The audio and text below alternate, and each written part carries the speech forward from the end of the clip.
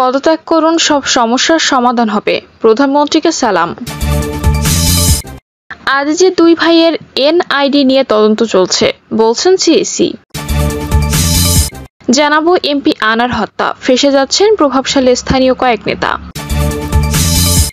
এবং সর্বশেষ জানাবো পুলিশ ফাঁড়িতে পিপিকে মারধরের অভিযোগ জেলা আওয়ামী লীগ সভাপতির বিরুদ্ধে।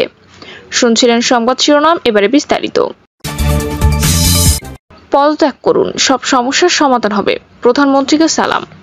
বিএনপি চেয়ারপারসন উপদেষ্টা ও ঢাকা মহানগর দক্ষিণের আহ্বায়ক আব্দুস সালাম বলেছেন, প্রস্তাবিত বাজেটে বেকারদের কর্মসংস্থানের কথা বলা নেই, নতুন শিল্প কারখানার কথা নেই। আজকে শিক্ষিত বেকাররা বিদেশ চলে যাচ্ছেন, কালো টাকা সাদা করার সুযোগ নিয়ে দুর্নীতিবাজদের আরো উৎসাহ দেওয়া হয়েছে। আপনি পদত্যাগ করুন, তত্ত্বাবধায়ক সরকারের অধীনে নির্বাচন দিন, তাহলে দেশের সব সমস্যার সমাধান হবে, মুক্তি পাবে গণতন্ত্র আর মানুষ ফিরে পাবে বাক স্বাধীনতা। আব্দুস সালাম বলেন, এই সরকার সিন্ডিকেটের সরকার, সব কালোবাজির ও দুর্নীতিবাজদের সঙ্গে সিন্ডিকেট করে এই সরকার ক্ষমতা এসেছে। আজকে বাংলাদেশ ব্যাংকের সাংবাদিকদের ঢুকতে দেওয়া হচ্ছে না। ব্যাংকের গভর্নর কি প্রধানমন্ত্রীর চেয়ে বেশি শক্তিশালী? আসলে প্রধানমন্ত্রীর নির্দেশে গভর্নর তার দায়িত্ব পালন করেছেন। তিনি বলেন, আওয়ামী লীগের সাধারণ সম্পাদক ওবায়দুল কাদের কথায় কথায় প্রধানমন্ত্রী শেখ হাসিনার সঙ্গে বেগম খালেদা জিয়া তুলনা দেন। বেগম জিয়ার সঙ্গে কারো তুলনা হয় না, খালেদা জিয়া কারোর সঙ্গে আপোষ করেন না। হুসেইন মোহাম্মদ এরশাদের সঙ্গে আপোষ করে নির্বাচনে কে গিয়েছিল ১/১১-তে? ফখরুদ্দিন সরকারের সঙ্গে কে আপোষ করেছিলেন? তখন যদি খালেদা জিয়া আপোষ করতেন, তাহলে আপনি নন, খালেদা জিয়াই আবার প্রধানমন্ত্রী হতেন। চলমান আন্দোলনে অনেকবার আপোষের প্রস্তাব দিয়েছিলেন। ৯৬ সালে তিনি নির্বাচিত প্রধানমন্ত্রী হওয়া সত্ত্বেও গণতন্ত্রের স্বার্থে প্রধানমন্ত্রিত্ব থেকে পদত্যাগ করেছিলেন, আপোষ করেছিলেন জনগণের স্বার্থে, গণতন্ত্রের স্বার্থে। আজ যে দুই ভাইয়ের এনআইডি নিয়ে তদন্ত চলছে, বলছেন সিইসি। সাবেক সেনাপ্রধান আজিজ আহমেদের দুই ভাইয়ের জাতীয় পরিচয়পত্র নেওয়ার ঘটনা তদন্ত চলছে বলে জানিয়েছেন প্রধান নির্বাচন কমিশনার কাজী হাবিবুল আওয়াল। কাজী হাবিবুল আওয়াল বলেন, এনআইডি জালিয়াতির অপরাধ ঘটছে, কোনো না কোনো ফাঁক ফোকর দিয়ে অপরাধীরা এটি করছে। আমাদেরকে জালিয়াতি তথ্য দিয়ে আমরা ব্যবস্থা নেব। সাবেক সেনাপ্রধানের ভাই এবং বঙ্গবন্ধুর খুনির সন্তানদের এনআইডি জালিয়াতি তথ্য পাওয়ার পর আমরা তদন্ত করছি। পুরো সিস্টেমের ১% হয়তো এই জালিয়াতিতে যুক্ত, তাদের আমরা আইনের আওতায় আনব। তিনি বলেন, রাজনৈতিক সংকট দেশের নির্বাচনকে প্রশ্নবিদ্ধ করে ফেলতে পারে, তাই নির্বাচন ব্যবস্থার সংস্কার এবং রাজনৈতিক দলগুলোর মধ্যে কিছু মৌলিক সমঝোতা প্রয়োজন। দেশের সার্বিক নির্বাচন ব্যবস্থায় আরও সংস্কার প্রয়োজন, এতে ব্যক্তির গুরুত্ব কমে যাবে, নির্বাচন ব্যবস্থা আরও সুসংহত হবে।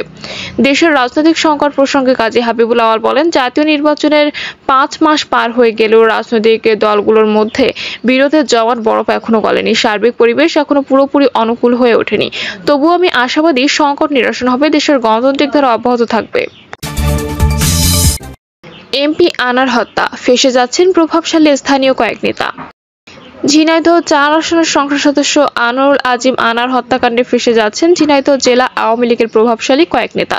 তাদের মধ্যে জেলার শীর্ষ পর্যায়ের এক নেতাও আছেন। এমপি আনারের বিরোধী পক্ষ হিসাবে পরিচিত এসব নেতা হত্যাকাণ্ডের মাস্টারমাইন্ড আখতারুজ্জামান শাহীনেরও ঘনিষ্ঠ। হত্যা পরিকল্পনা থেকে শুরু করে খুনিদের টাকা দেওয়া সহ সব পর্যায়ে সম্পৃক্ততা আছে তাদের। আনার হত্যায় গ্রেপ্তার চরমপন্থী নেতা শিমুল ভূঁইয়া ওরফে আমানুল্লাহ আদালতে দায়ে স্বীকার করে দেওয়া স্বীকারোক্তিমূলক জবানবন্দিতে উঠে এসেছে স্থানীয় আওয়ামী লীগের কয়েক নেতার নাম। যে কোনো সময় গ্রেপ্তার হতে পারেন ওই সব নেতা। তদন্ত সংশ্লিষ্ট সূত্রে এসব তথ্য জানা গেছে। গত ৫ মার্চ দ্বিতীয় দফায় রিমান্ড শেষে শিমুলের দেওয়া জবানবন্দির পর থেকেই পাল্টে যায় এমপি আনার হত্যা তদন্তের প্রেক্ষাপট। হত্যাকাণ্ডে জড়িত থাকার অভিযোগে গ্রেপ্তার হন ঝিনাইদহ জেলা আওয়ামী লীগের ত্রাণ ও সমাজ কল্যাণ সম্পাদক কাজী কামাল আহমেদ বাবু। তাকে ৭ দিনের রিমান্ডে নিয়ে জিজ্ঞাসাবাদ করছে ঢাকা মহানগর গোয়েন্দা পুলিশ। গোয়েন্দা সূত্র বলছে, শিমুলের জবানবন্দিতে স্থানীয় আওয়ামী লীগ নেতাদের নাম উঠে আসে। এরপর থেকে নজরদারির আওতায় আছেন তারা। শিমুলের দেওয়া তথ্য অনুযায়ী হত্যা মিশন বাস্তবায়নের পর তাকে খুব ২ কোটি টাকা দেওয়ার কথা ছিল কাজী কামাল আহমেদ বাবুর। আর বাবুর পেছনে ছিলেন ঝিনাইদহ জেলা আওয়ামী লীগের প্রভাবশালী আরেক নেতা। শিমুলের স্বীকারোক্তিমূলক জবানবন্দি এবং তথ্য প্রযুক্তির সর্বোচ্চ ব্যবহারে ডিবি ওই নেতার সম্পৃক্ততার বিষয়ে প্রাথমিকভাবে নিশ্চিত হয়েছেন। স্থানীয় সূত্রে জানা গেছে, ঝিনাইদহ জেলা আওয়ামী লীগের ত্রাণ ও সমাজ কল্যাণ সম্পাদক কাজী কামাল আহমেদ বাবু রাজনৈতিক গুরু জেলা আওয়ামী লীগের সাধারণ সম্পাদক সাইদুল করি মিন্টু। ঝিনাইদহ পৌরসভার সাবেক এই মেয়রের ডান হাত হিসেবে পরিচিত বাবু। আওয়ামী লীগ নেতা বাবুকে ডিবি গ্রেপ্তারের পর থেকে আত্মগোপনে চলে গেছেন মিন্টু। এমপি স্বজনদেরও দাবি এই হত্যাকাণ্ডের পেছনে রাজনৈতিক বিরোধী পক্ষ জড়িত। 2017 সালে বিরোধী দল পক্ষ এমপি আনারকে হত্যা চেষ্টা করে। সে ঘটনায় থানায় মামলা হয়, আসামিরা সব স্বীকার করে।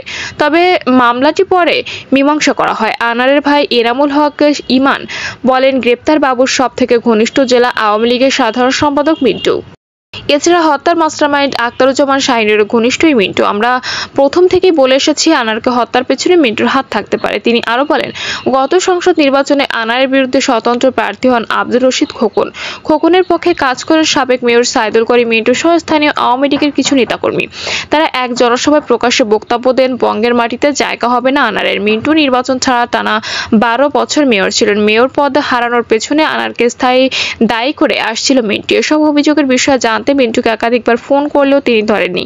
নাম প্রকাশ না করে ডিবির তদন্ত সংশ্লিষ্ট কর্মকর্তা বলেন, চরমপন্থী নেতা শিমুলের দেওয়া তথ্য অনুযায়ী কাজী কামাল আহমেদ বাবুর পেছনে রয়েছে অপর এক আওয়ামী লীগ নেতা, যার সঙ্গে সরাসরি কথা হয়নি শিমুলের। ওই নেতার বাবুকে নিয়ে 2 কোটি টাকা পৌঁছে দিতে চেয়েছে শিমুলের কাছে। তবে রিমান্ডে বাবু সব অস্বীকার করছে উল্লেখ করে ডিবির ওই কর্মকর্তা বলেন, বাবু রিমান্ডে দাবি করেছে শিমুল তার কাছে 2 কোটি টাকা দাবি করে। টাকা না দিলে তাকে মেরে ফেলবে বলে হুমকি দেয়। এজন্য সে শিমুলকে টাকা দিতে চেয়েছিল। তবে শিমুলের ফোন থেকে তার হোয়াটসঅ্যাপে আসা এমপি আনারের ছবি ও হত্যার বিষয়ে বিভিন্ন কথোপকথনের বিষয়ে কোনো সদুত্তর দিতে পারেনি বাবু। এদিকে এমপি আনার হত্যার ঘটনায় অনেকে গ্রেপ্তার হতে পারেন বলে জানিয়েছেন স্বরাষ্ট্রমন্ত্রী আসাদুজ্জামান খান। সচিবালয় স্বরাষ্ট্র মন্ত্রণালয়ে সাংবাদিকদের এক প্রশ্নের উত্তরে তিনি কথা বলেন। সাংবাদিকদের এক প্রশ্নের উত্তরে মন্ত্রী বলেন, আমরা এখনো বলছি আমরা সত্যের কাছাকাছি এসে গিয়েছি। মর্ধের বিষয়টি নিশ্চিত হলে আমরা আপনাদের কাছেও অনেক কিছু প্রকাশ করতে পারবো। মর্ধ নিশ্চিত হওয়ার জন্য যারা এই হত্যাকাণ্ড ঘটিয়েছে তাদের জবানবন্দি শুনেছি। তারা বলেছেন যে মর্ধেও তারা খণ্ড বিখণ্ড করেছে। কোথায় রেখেছে সেটা নির্দিষ্টভাবে জানা যায়নি। ভারতীয় ও আমাদের গোয়েন্দা বাহিনী সেখানে গিয়েছিল, সেখান থেকে তারা যেগুলো পেয়েছেন সেগুলো উদ্ধার করেছেন। ডিএনএ পরীক্ষা ছাড়া নিশ্চিত হতে পারবো না যে এগুলো তার মর্ধের অংশ। মূল আসামি শাহিন যুক্তরাষ্ট্রে আছেন, তাকে গ্রেপ্তার করতে না পারলে বিচার কোথায় হবে? সাংবাদিকদের এই প্রশ্নের উত্তরে মন্ত্রী বলেন, আপনারা দেখেছেন মামলা দুটো হয়েছে। যেখানে ঘটনা ঘটেছে সেখানে একটি মামলা হয়েছে, আর ওই সংসদ সদস্যের মেয়ে ঢাকায় একটি মামলা করেছেন। ভারতে যেহেতু ঘটনা ঘটেছে, আসামিকে ফেরত নেওয়া ও বন্দী করার দায়িত্ব তাদের। আমি যতটুকু জানি ভারতের সঙ্গে যুক্তরাষ্ট্রের বন্দি বিনিময় চুক্তি আছে, সেক্ষেত্রে হয়তো সেই সুবিধা ভারত সরকার পাবে।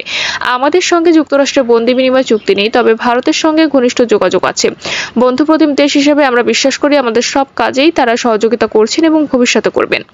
গত 12 মে ভারতে যান এমপি আনার। পরদিন 13 মে কলকাতার নিউ টাউন এলাকার সঞ্জীবা গার্ডেনের একটি ফ্ল্যাটে খুন হয় তিনি। তবে ঘটনাটি প্রকাশ্যে আসে 22 মে। ওই দিন রাজধানীর শেরে বাংলা নগর থানায় আনারের মেয়ে মুমতারিন ফেরদৌস ডরিন বাদী হয়ে অজ্ঞাতনামা আসামিদের বিরুদ্ধে অপহরণ মামলা করেন। স্বরাষ্ট্রমন্ত্রীকে বাবার সন্দেহভাজন হত্যাকারীর নাম জানিয়েছেন ডরিন। স্বরাষ্ট্রমন্ত্রী আসাদুজ্জামান খানকে বাবার সন্দেহভাজন হত্যাকারীর নাম পরিচয় জানিয়েছেন আনারের মেয়ে ডরিন।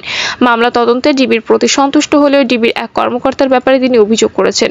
সকালে স্বরাষ্ট্র মন্ত্রণালয়ে গিয়ে তিনি অভিযোগ করেন। জানা গেছে ঝিনাইদহের এক আওয়ামী লীগ নেতাকে বাবার হত্যার বেনিফিশিয়ারি হিসাবে হত্যাকারী সন্দেহ করে স্বরাষ্ট্রমন্ত্রীকে জানিয়েছেন ডরিন। স্বরাষ্ট্রমন্ত্রী বলেছেন সে তার বাবার হত্যাকারীদের গ্রেপ্তারের দাবি জানাবে, এটাই স্বাভাবিক। সে সন্দেহভাজনদের নাম বলেছেন।